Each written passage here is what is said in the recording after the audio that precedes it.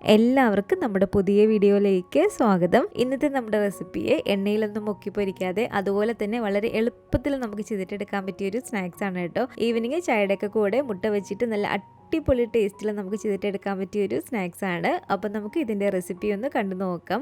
കൂടാതെ ഈ ഒരു വീഡിയോ കണ്ടുകൊണ്ടിരിക്കുന്ന സമയത്ത് നിങ്ങൾക്ക് ഇഷ്ടപ്പെടുവാണെങ്കിൽ മറക്കാതെ തന്നെ ആ ഒരു ലൈക്ക് ബട്ടണും കൂടി ഒന്ന് ക്ലിക്ക് ചെയ്യണേ. ചാനലൊന്ന് സബ്സ്ക്രൈബ് ചെയ്ത് സപ്പോർട്ടും കൂടി ചെയ്യുക.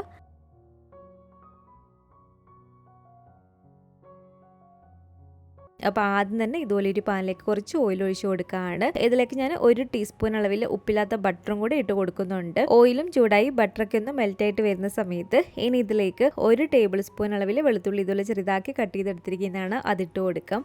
ഇതിലേക്ക് 2 പച്ചമുളകും കൂടി ഇട്ട് കൊടുത്തിട്ട് നന്നായിട്ട് ഇതുപോലെ ഒന്ന് ഇളക്കിയിട്ടെടുക്കുക. വെളുത്തുള്ളിയുടെ ഒരു കളറൊക്കെ അത്യാവശ്യം ഒന്ന് മാറി വരുന്ന സമയത്ത് ഇനി നമുക്കിതിലേക്ക് ചേർത്ത് കൊടുക്കേണ്ടത് ഇതൊരു മീഡിയം വലിപ്പമുള്ള സവാള ഇതുപോലെ നീളത്തിൽ കട്ട് ചെയ്തെടുത്തതാണ്. ഇതിലേക്ക് കുറച്ച് ഉപ്പും കൂടി ഇട്ട് കൊടുത്തിട്ട് നന്നായിട്ടൊന്ന് ഇളക്കിയിട്ട് എടുക്കുക. സവാള അത്യാവശ്യം ഒന്ന് വാടി വന്നാൽ മാത്രം മതി. വാടി വരുന്ന സമയത്ത് ഒരു മീഡിയം വലിപ്പമുള്ള ക്യാരറ്റ് ഇതുപോലെ കനം കുറഞ്ഞ നീളത്തിൽ കട്ട് ചെയ്തെടുത്തിരിക്കുന്നതാണ്, അതിട്ട് കൊടുക്കാം. ഇതൊരു വലിയ ക്യാപ്സിക്കത്തിൻ്റെ പകുതി ഒന്ന് നീളത്തിൽ കട്ട് ചെയ്തെടുത്തിരിക്കുന്നതാണ്. ചെറിയ ക്യാപ്സിക്കൊക്കെ ആണെങ്കിൽ ഒരെണ്ണം എടുക്കാം. ഈ ഒരു വെജിറ്റബിൾസ് ഒക്കെ ഒരു ഹാഫ് കുക്കായി കിട്ടിയാൽ മതി കേട്ടോ. ഒരുപാടങ്ങ് വെന്തങ്ങ് ഉടഞ്ഞു പോകണ്ട. അപ്പോൾ അത്യാവശ്യം ആ ഒരു വെജിറ്റബിളൊക്കെ ഒന്ന് ഹാഫ് കുക്കായി വരുന്ന സമയത്ത് ഇതിലേക്ക് നമുക്ക് 1/2 ടീസ്പൂൺ അളവിൽ ചില്ലി ഫ്ലേക്സ് വറ്റൽമുളക് ഇതുപോലെ പൊടിച്ചതും 1 ടീസ്പൂൺ അളവിൽ കാശ്മീരി മുളക് പൊടിയാണ് കേട്ടോ ഇത്. അതുപോലെ തന്നെ 1/2 ടീസ്പൂൺ അളവിൽ കുരുമുളക് പൊടിയും കൂടി ഇട്ട് കൊടുത്തിട്ടുണ്ട്. ഇത് 1/2 ടീസ്പൂൺ അളവിൽ ചെറിയ ജീരകത്തിൻ്റെ പൊടിയാണ്. പിന്നെ ഇതിലേക്ക് വേണ്ടത് 1/2 ടീസ്പൂൺ അളവിൽ മീറ്റ് മസാലയാണ് കേട്ടോ. 1/4 ടീസ്പൂൺ അളവിൽ മഞ്ഞൾപ്പൊടിയും കൂടി ഇട്ട് കൊടുത്തിട്ട് നന്നായിട്ടൊന്ന് ഇളക്കിയിട്ടെടുക്കുക. പൊടികളുടെ ഒരു പച്ചച്ചുവയൊക്കെ ഒന്ന് മാറി വന്നിട്ടുണ്ട്. ഞാൻ ഈ ഒരു ഫില്ലിങ് നല്ല ക്രീമി ആയിട്ടുള്ളൊരു ഫില്ലിംഗ് ആയിട്ടാണ് കേട്ടോ റെഡിയാക്കിയിട്ട് എടുക്കുന്നത്.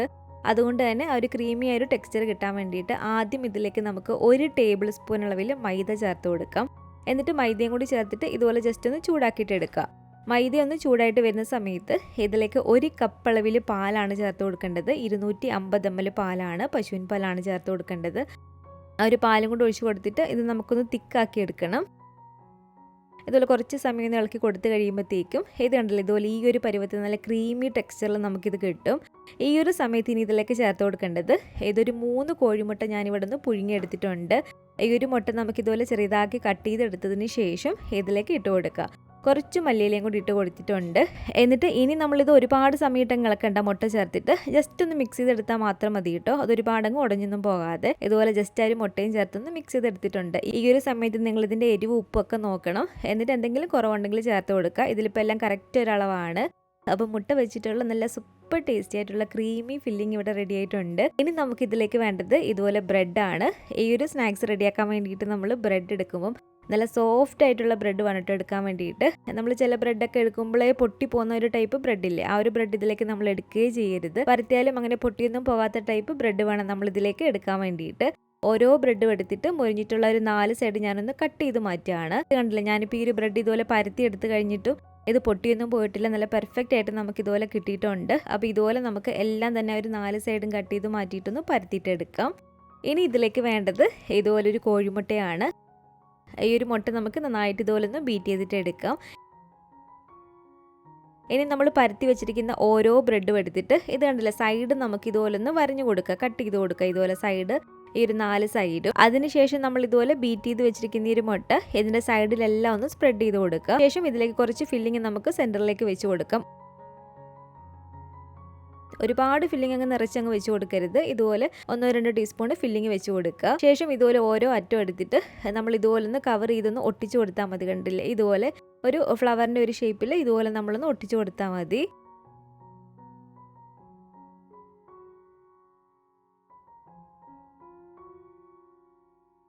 അപ്പോൾ ഇത് കണ്ടില്ല, ഇത്രയേ ഉള്ളൂ. ഇതുപോലെ തന്നെ നമുക്ക് എല്ലാം ഒന്ന് റെഡിയാക്കിയിട്ട് എടുക്കാം കേട്ടോ.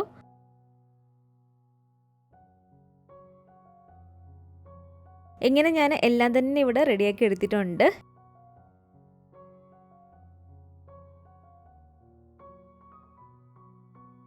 ഇനി നമ്മൾ നേരത്തെ ബീറ്റ് ചെയ്തെടുത്തിരിക്കുന്ന ഒരു മുട്ടയില്ലേ, ആ ഒരു മുട്ടയിലേക്ക് തന്നെ ഇതുപോലെ കുറച്ച് മല്ലിയിലയും അതുപോലെ തന്നെ കുറച്ച് ചില്ലി ഫ്ലേക്സ് വറ്റൽമുളക് പൊടിച്ചതും ഒരു നുള്ളു ഉപ്പും കൂടി ഇട്ട് കൊടുത്തിട്ട് വീണ്ടും ഒന്ന് ഇളക്കിയിട്ടെടുക്കുക.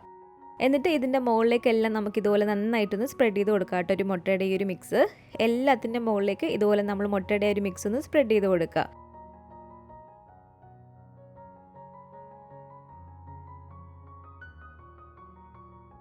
എല്ലാത്തിൻ്റെ മുകളിൽ ഇതുപോലെ മുട്ടയുടെ ഒരു മിക്സും ഞാനൊന്ന് സ്പ്രെഡ് ചെയ്ത് കൊടുത്തിട്ടുണ്ട്. ഇനി ഇതിൻ്റെ മുകളിലേക്ക് സെൻറ്റർ ഭാഗത്തായിട്ട് ഇതുപോലെ കുറച്ച് മൊസറല്ല ചീസും കൂടി നമുക്ക് വെച്ച് കൊടുക്കാം. എല്ലാത്തിൻ്റെ മുകളിൽ ആ ഒരു ഫില്ലിങ് കാണുന്ന ഭാഗത്ത് ആ ഒരു മൊസറല്ല ചീസും കൂടി വെച്ച് കൊടുത്തിട്ടുണ്ട്. ഇതുപോലെ കുറച്ച് മല്ലിയിലയും കൂടെ ഒക്കെ വേണമെങ്കിൽ വെച്ച് കൊടുക്കാം കേട്ടോ മുകളിൽ.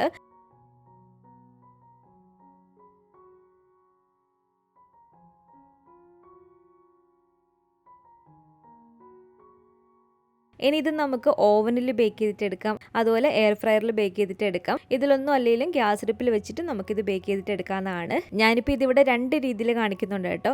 എയർ ഫ്രയറിൽ ബേക്ക് ചെയ്തിട്ടെടുക്കുന്നതും അതുപോലെ തന്നെ ഗ്യാസ് അടുപ്പിൽ ബേക്ക് ചെയ്തിട്ടെടുക്കുന്നതും. ഇതുപോലെ എയർ ഫ്രയറിൽ ബേക്ക് ചെയ്തിട്ടെടുക്കാൻ വേണ്ടിയിട്ട് ഇതിലേക്ക് നമ്മൾ കുറച്ച് ഓയിലൊന്ന് സ്പ്രെഡ് ചെയ്ത് കൊടുക്കാം കേട്ടോ ഇതുപോലെ. എന്നിട്ട് ഇതുപോലെ ഓരോന്നും വെച്ച് കൊടുത്തിട്ട് 180 ഡിഗ്രിയിൽ ഒരു 10 മിനിറ്റ് നമ്മളിതൊന്ന് ബേക്ക് ചെയ്തിട്ടെടുത്താൽ മതി കേട്ടോ. എയർ ഫ്രയറിൽ അങ്ങനെയാണ് നമ്മളിത് കുക്ക് ചെയ്തിട്ടെടുക്കേണ്ടത്. ഇനി നമ്മളിത് ഗ്യാസ് അടുപ്പിൽ വെക്കാനാണെങ്കിൽ നല്ല അടി കട്ടിയുള്ള ഒരു അലുമിനിയത്തിൻ്റെയോ അല്ലെങ്കിൽ ഇതുപോലെ ഒരു നോൺ സ്റ്റിക്കിൻ്റെയോ പാത്രം എടുക്കുക. അതിലേക്ക് നമ്മൾ ഇതുപോലെ ഒരു സ്റ്റാൻഡും ഇറക്കി വെച്ച് കൊടുത്ത് ഈ ഒരു പാത്രം നമ്മളൊരു 5 മിനിറ്റോളം മീഡിയം ഫ്ലെയിമിലിട്ട് ഒന്ന് പ്രീ ഹീറ്റ് ചെയ്തിട്ട് എടുക്കുക കേട്ടോ. അങ്ങനെ പ്രീ ഹീറ്റ് ചെയ്തിട്ടിരിക്കുന്ന ഈ ഒരു പാത്രത്തിലേക്ക് ഇതുണ്ടല്ലോ, ഈ ഒരു പാത്രത്തിൽ ഞാനൊരു ബട്ടർ പേപ്പർ ഇട്ട് കൊടുത്തിട്ടാണ് ഇത് വെച്ച് കൊടുത്തിരിക്കുന്നത്. ബട്ടർ പേപ്പർ ഇല്ലെങ്കിലും കുഴപ്പമൊന്നുമില്ല, ഓയിൽ സ്പ്രെഡ് ചെയ്തിട്ട് നമ്മൾ വെച്ച് കൊടുത്താൽ മതി. പ്രീ ഹീറ്റ് ചെയ്തിട്ടിരിക്കുന്ന ഈ ഒരു പാത്രത്തിലേക്ക് നമുക്ക് ഇത് ഇറക്കി വെച്ച് കൊടുക്കാം.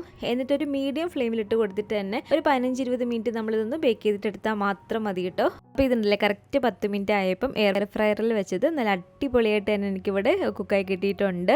ഇത് നമുക്കൊരു പ്ലേറ്റിലേക്ക് എടുത്ത് മാറ്റാം. ഇത് കണ്ടില്ലേ, ഞാനിപ്പോൾ ഇവിടെ ഗ്യാസ് അടുപ്പിൽ വെച്ചതും ഏകദേശം ഒരു 15-20 മിനിറ്റ് ഒക്കെ ആയപ്പോഴത്തേക്കും അതും ആ ഒരു ചീസൊക്കെ മെൽറ്റായി നല്ല പോലെ തന്നെ ഇവിടെ കുക്കായി കിട്ടിയിട്ടുണ്ട് കേട്ടോ. ആ ഒരു അത്രയും കളർ വരത്തില്ലെന്ന് മാത്രമേ ഉള്ളൂ, നല്ല അടിപൊളിയായിട്ട് തന്നെ നമുക്ക് ഇതിലും ബേക്കായി കിട്ടും. നമ്മൾ ഇതുപോലെ ഗ്യാസ് അടുപ്പിൽ വെച്ചാലും ടേസ്റ്റൊക്കെ ഒന്ന് തന്നെയാണ്, അത്രയും ഒരു കളർ വരത്തില്ലെന്ന് മാത്രമേ ഉള്ളൂ. നല്ല ചൂട് ചായയുടെയൊക്കെ കൂടെ ഇതുപോലെ ടൊമാറ്റോ കെച്ചപ്പിലൊക്കെ മുക്കി കഴിക്കാൻ നല്ല സൂപ്പർ ടേസ്റ്റി ആയിട്ടുള്ള ഒരു സ്നാക്സ് ആണ്. ഇതിൻ്റെ ഒരു ഫില്ലിങ് നല്ല ക്രീമി ആയിട്ടുള്ളത് കൊണ്ട് തന്നെ നല്ല ടേസ്റ്റാണ് കേട്ടോ ഇത് കഴിക്കാൻ വേണ്ടിയിട്ട്. അപ്പോൾ ഈ ഒരു രീതിക്ക് നിങ്ങൾ ട്രൈ ചെയ്ത് നോക്കിയിട്ടില്ലെങ്കിൽ തീർച്ചയായിട്ടും ഇതൊന്ന് ഉണ്ടാക്കി നോക്കണേ. ഉണ്ടാക്കി നോക്കിയിട്ട് നിങ്ങളുടെ അഭിപ്രായങ്ങളൊക്കെ മറക്കാതെ തന്നെ നമ്മുടെ ഈ ഒരു കമൻറ്റ് ബോക്സിൽ ഒന്ന് വന്നറിയിക്കുക. അതുപോലെ തന്നെ ഈ ഒരു വീഡിയോ ഇഷ്ടപ്പെട്ടെങ്കിൽ മറക്കാതെ തന്നെ ഒരു ലൈക്ക് ബട്ടണും കൂടി ഒന്ന് ക്ലിക്ക് ചെയ്യണേ. ചാനലൊന്ന് സബ്സ്ക്രൈബ് ചെയ്ത് സപ്പോർട്ടും കൂടി ചെയ്യുക. അടുത്തിൽ ആ കാണുന്ന ബെല്ലൈക്കണും കൂടി ഒന്ന് ക്ലിക്ക് ചെയ്ത് അതിൽ ഓൾ എന്നൊരു ഓപ്ഷൻ തന്നെ കൊടുക്കുകയാണെങ്കിൽ ഞാൻ പുതിയ റെസിപ്പികളൊക്കെ ഇടുന്ന സമയത്ത് നിങ്ങൾക്ക് അതിൻ്റെ നോട്ടിഫിക്കേഷൻ കിട്ടുന്നതായിരിക്കും. ഇൻഷാ അല്ലാഹ് വീണ്ടും നമുക്കിതുപോലെ നല്ലൊരു റെസിപ്പി ആയിട്ട് കാണാം.